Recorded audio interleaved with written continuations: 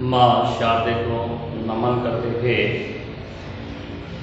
सभी विद्यार्थियों को मेरा नमस्ते। आज हम वर्णिक छंदों के बारे में अध्ययन करेंगे। कुछ एक वर्णिक छंदों का अध्ययन पिछली क्लास में कर लिया था। शेष बचे हुए का अध्ययन आज करेंगे। द्रुत विलंबित जो छंद है, शिखरिणी है, वसंत तिलका है, मंदाक्रांता है, बहुत ही महत्वपूर्ण छंद हैं। इनको परीक्षा में पूछा जाता है, प्रतियोगिता परीक्षाओं में भी इनको पूछा जाता है। द्रुत विलंबित जो छंद है उसके लक्षण है कि द्रुत विलंबित होत न भाव भैरा। यह वही बातें चल रही हैं जो मैंने आपको यह माता राजधान सलगा सूत्र में समझाया था और जिसमें गणों का रूप बनाना सिखाया था। न भा भैरा अर्थात प्रत्येक चरण में नगण, भगण, भगण, रगण हो, वह द्रुत विलंबित छंद कहलाता है। इसके प्रत्येक चरण में 12 वर्ण होते हैं। कितने वर्ण होते हैं? 12 वर्ण होते हैं। नगण के बारे में जैसे मैंने समझाया था, लघु लघु लघु और 3 वर्ण मिलकर के या 3 वर्णों के समूह को एक गण कहते हैं। वही यहाँ पे देखना है। तो ये एक प्रकार से वर्ण हो गए, 3 वर्ण मिलकर के गण बना। कौन सा गण बना? नगण, भगण, गुरु लघु लघु, भगण, गुरु लघु लघु, रगण, गुरु लघु गुरु। अर्थात उदाहरण देते समय अपन को ये सभी बातें देखनी पड़ेगी। इन बातों से यदि कोई भी काव्य अगर सिद्ध होता है तो वह द्रुत विलंबित छंद कहलाएगा। देखो अपन देखते हैं, उदाहरण बहुत अच्छा है जो आपको ध्यान भी रहेगा, याद भी रहेगा कि दिवस का अवसान समीप था, गगन था कुछ लोहित हो चला, तरु शिखा पर थी अब राजती, कमलिनी कुल वल्लभ की प्रभा। अब हम देखते हैं कि दिवस लघु लघु लघु यानी कि नगण, क्या हो गया? नगण। फिर का अवसान, इनको अलग अलग इस प्रकार से लिया गया है कि अपन को गण को सिद्ध करना है। यदि गण सिद्ध हो जाते हैं तो वह अपना छंद सिद्ध हो जाएगा और वह काव्य भी काव्य ही कहलाएगा। गगन, नगण, भगण में गुरु लघु लघु आता है। भगण में जो मैंने लिखा है ये लिख रखा है, लोहित गुरु लघु लघु भगण, हो चला रगड़ गुरु लघु गुरु। अब अपन देखते हैं कि इससे तो हमने गणों से तो सिद्ध कर लिया है, लेकिन मुख्य पहचान क्या है कि प्रत्येक चरण में 12 वर्ण होते हैं। तो यह वर्णिक छंद है, इसलिए इसमें वर्णों की गणना होगी। ये मैंने बार बार बताया है, आपको बहुत बार बता चुका हूं कि वर्णिक छंद में वर्णों की गणना होगी, न कि मात्रा। यहां मात्रा की लगाई है, आप कहोगे तो मात्रा मैंने इसलिए लगाई है कि गण को सिद्ध किया है, कि मात्राओं के आधार पर गण को सिद्ध किया जाता है और गण के आधार पर मात्राएं लगाई जाती है। इसलिए अपन ने यहाँ पे मात्राएं और गण इसीलिए लगाया है क्योंकि इनके बिना अपन सिद्ध नहीं कर सकते।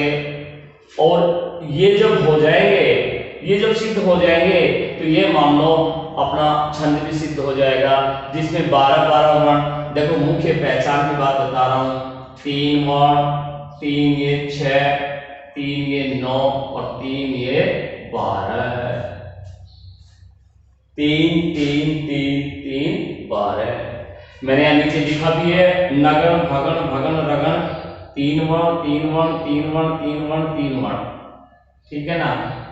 3 वर्ण 3 वर्ण 3 वर्ण, यानी कि कितने वर्ण हो गए? 12। अब वर्ण तो गिनना जानते होंगे आप, अब तो सीखे होंगे, वरना मैं फिर दोबारा से बता रहा हूं। 1 2 3 4 5 6 7 8 9 10 11 12। 1 2 3 4 5 6 7 8 9 10 11 12, यानी कि 12 वर्ण हो गए हैं। प्रत्येक चरण में 12 वर्ण हो जाएंगे। जहां प्रत्येक चरण में 12 वर्ण पाए जाएंगे तो यह समझ लो कि वह त्रुत विलंबित है। उदाहरण भी बहुत अच्छा है, उदाहरण भी सिद्ध हो रहा है, अपन गण को भी सिद्ध कर लिया है, मात्रा भी लगा के गण को सिद्ध किया है, और उस आधार पर अपने वर्ण भी बैठ गए हैं। कितने वर्ण बैठ गए? 12 वर्ण बैठ गए हैं। इसके मतलब यह वह त्रुत विलंबित छंद जो वर्णित छंद है बहुत महत्वपूर्ण है, प्रतियोगिता परीक्षाओं में पूछा जाता है। और आपके पाठ्यक्रम अनुसार राजस्थान विश्वविद्यालय की जो परीक्षाएं होंगी 2021 में, तो उसमें भी इनमें से ही पूछा जाएगा। शिखरणी, शिखरणी क्या है कि रस रुद्रों से छिन्न शिखरणी। प्रत्येक चरण में क्रमशः य मैं न स भ ल गा, यानी कि यगण मगण नगण सगण भगण लघु गुर, यगण मगण नगण सगण भगण लघु गुर। अब जैसे वर्ण मिलते हैं 3 3 6 3 9 3 12 3 15 16 17। देखो 17, प्रत्येक चरण में 6 11 वर्णों पर यति होकर के जहां 17 वर्ण आए वह शिखरणी कहलाती है। और यह छंद लोकप्रिय छंद है। क्यों है लोकप्रिय? क्योंकि इसमें के तत्व अधिक पाया जाता है, यानी कि इसको गाया जाता है, गाकर के बहुत ही लययुक्त गाकर के और इस छंद को सिद्ध किया जाता है, और यह लोकप्रिय छंद में आता है, इसलिए ये महत्वपूर्ण छंद है। और इसके बारे में भी परीक्षाओं में, अन्य प्रतियोगिता परीक्षाओं में, जहाँ भी भारत में या राजस्थान में कोई भी प्रतियोगिता परीक्षा होती है उसमें जरूर पूछ लिया जाता है। परीक्षा की दृष्टि से और वैसे परीक्षाओं की दृष्टि से जो यूनिवर्सिटी की परीक्षाएं होती है, सभी दृष्टि से मैंने बहुत अच्छे तरीके से समझाने का प्रयास किया है और समझ में आ भी गया होगा। मैंने पहचान भी बताई है और दूसरी बात गण भी बताए हैं, मात्रा भी बताई है, मात्रा लगा के भी सिद्ध कर सकते हैं। क्यों? मात्रा गण के आधार पर है, इसलिए वैसे तो इस पे ध्यानाकर्षित तो वर्णों पे किया जाएगा क्योंकि वर्णिक छंद है। अच्छा, इसमें क्या है कि प्रत्येक चरण में 6-11 वर्णों पर यदि मैं आगे आपको बताऊंगा कि कैसे होती है। मिली मैं स्वामी से पर कह सकी क्या सबल के, बहे आंसू होके सखी सब उपालंब दल के, उन्हें हो आई जो निरख मुझको नीरव दया, उसी की पीड़ा का अनुभव मुझे हाँ रह गया। देखो सिद्ध हो रहा है, कैसे सिद्ध हो रहा है? यगण लघु लघु गुरु, यगण 3 मिलकर के, और यगण भी सिद्ध हो गया, ये मगन सिद्ध हो गया, ये नगण सिद्ध हो गया, ये सगण सिद्ध हो गया, और ये भगण सिद्ध हो गया, और लघु गुरु, लघु गुरु, ये लघु और गुरु। सभी में लघु और गुरु आ रहा है, सभी में लघु गुरु आ रहा है, सभी में लघु गुरु आ रहा है, अर्थात ये मुख्य पहचान है। 6 11 पर यदि 17 वर्ण हो रहे हैं। 6 11 1 2 3 4 5 6 6 वर्ण हो गए। 1 2 3 4 5 6 7 8 9 10 11। जो संयुक्त व्यंजन जहां पे आ जाएंगे, संयुक्त आ जाएगा, वहां पे एक ही वर्ण गिना जाएगा। बहे आंसू हो सके, यहाँ भी 6 है, फिर 11 है, फिर उन्हें हो आई जो यति लगी 6 पे, ये 11 है, उसी की पीड़ा का 6 है, 1 2 3 4 5 6, ये 11 है, इसलिए 6 11 पर यति होकर के 17 वर्ण आ गए हैं। यगण मगण नगण सगण वगण लघु गुरु, बहुत मोटी पहचान है। यगण 3 वर्ण 3 वर्ण 3 वर्ण 3 वर्ण, 1 वर्ण 1 वर्ण, तो 3 3 6 3 9 3 12 3 15 16 17, देखो सिद्ध हो गया है, सब तरीके से सिद्ध हो गया है। इसलिए यह छंद कौन सा हुआ? शिखर यानी छंद हुआ, वर्णिक छंद है, बहुत ही महत्वपूर्ण है। इसको ध्यान से समझना और ध्यान से ही इसको पढ़ना है आप लोगों को। वैसे तो सारे ही इंपॉर्टेंट है, महत्वपूर्ण है। वसंत का प्रत्येक चरण में क्रमशः तगड़ भगड़ जगन जगन का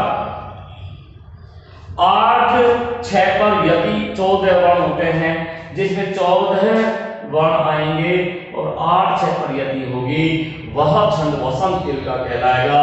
और जिसके प्रत्येक चरण में तगड़ भगण जगण जगण गा गा यानी कि अंत में गुरु गुरु आता है, वह वसंत किल का छंद कहलाता है।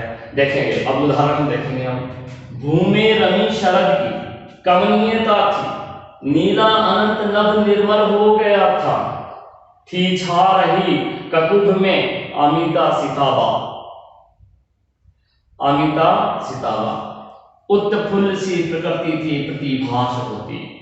तो देखो तगड़ गुरु गुरु लघु, तगड़ का गुरु गुरु लघु आता है, बगड़ का गुरु लघु लघु आता है, लघु गुरु लघु आता है जगन, और जगन वो फिर वही जगन आ गया, तो लघु गुरु लघु आ गया, और फिर गुरु गुरु गुरु गुरु सिद्ध हो गया। 1 वर्ण 2 3 4 5 6 7 8 वर्ण हो गए। 6 1 2 3 4 5 6 वर्ण हो गए। 8 6 पर यदि होकर के 14 वर्ण हो गए हैं, और तगण भगण जगण जगण गुरु गुरु भी सिद्ध हो गया है। अर्थात यह छंद कौन सा कहलाएगा? वसंत तिल का। इसको भी परीक्षा में पूछ लिया जाता है। मैंने बहुत अच्छे तरीके से समझाया है, और आप लोगों के पास पीडीएफ फाइल पहुंचेगी, जब नोट्स पहुंचेंगे उसमें भी इसी प्रकार है, और इसके भी मैं स्क्रीनशॉट लेकर के पीडीएफ फाइल बना के भेजूंगा, ताकि आपके बहुत अच्छा समझ में आएगा।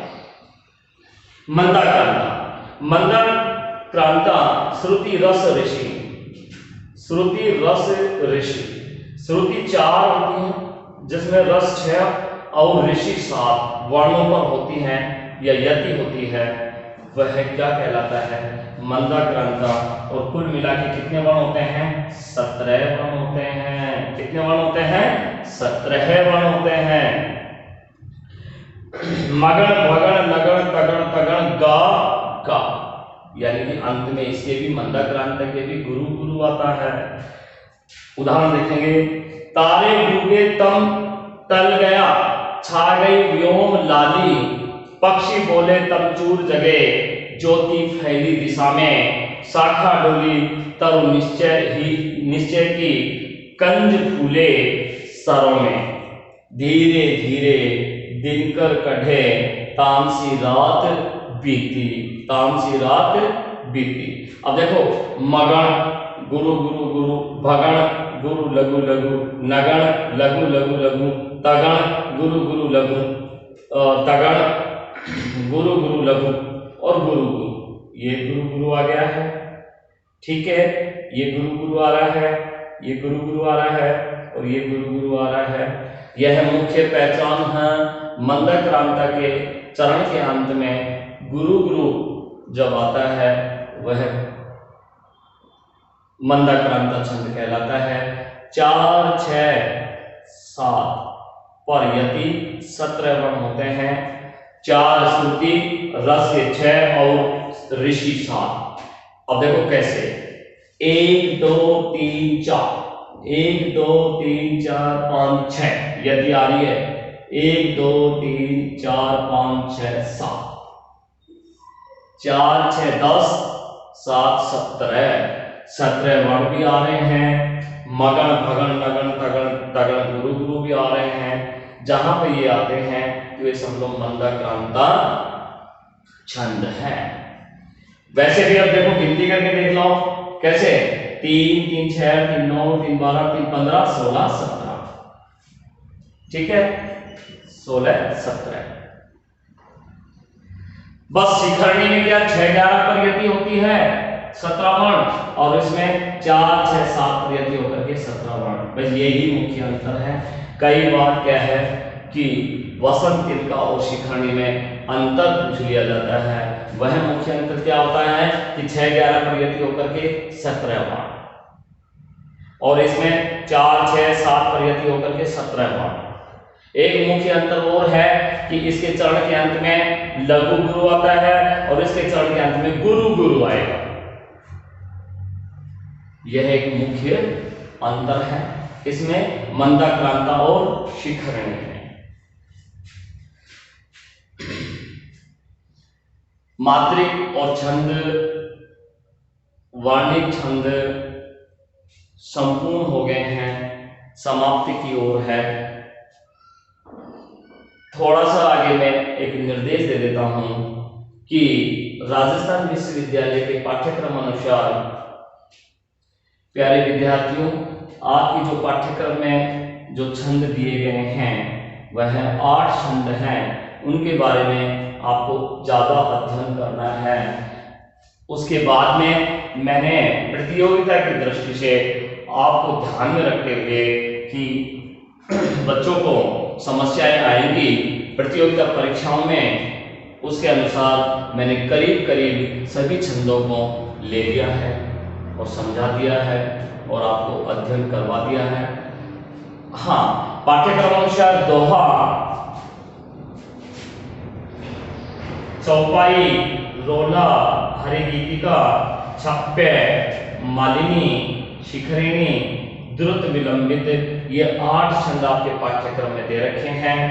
और अब मुख्य बात यह आती है कि कभी कभार परीक्षाओं में भी, प्रतियोगिता परीक्षाओं में भी और आपके भी, कि छंद का काव्य में महत्व क्या है या उपयोगिता क्या है। मैंने अध्ययन करके यह निष्कर्ष निकाला कि छंद का जो महत्व है काव्य में वह 3 प्रकार से मुख्य रूप से है। गेयता,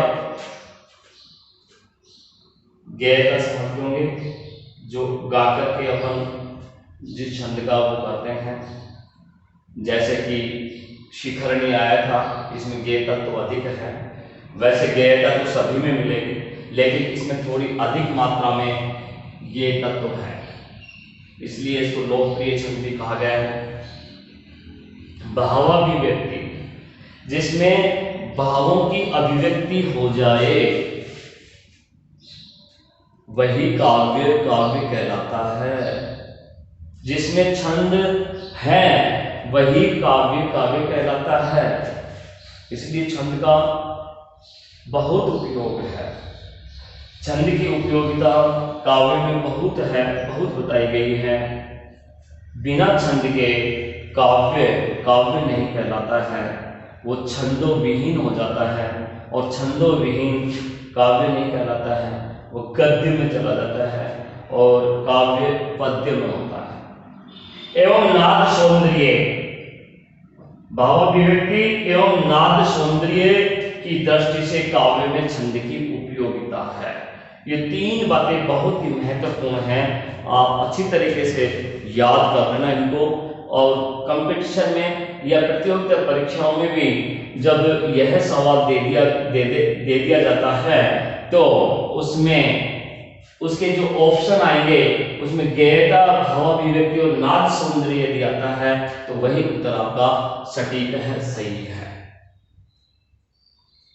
तो प्यारे विद्यार्थियों, छंद जो आपकी विषय वस्तु है वह आज समाप्त हो गया है। अगली क्लास जब अपन अध्ययन करेंगे तो अलंकार के बारे में अध्ययन करेंगे।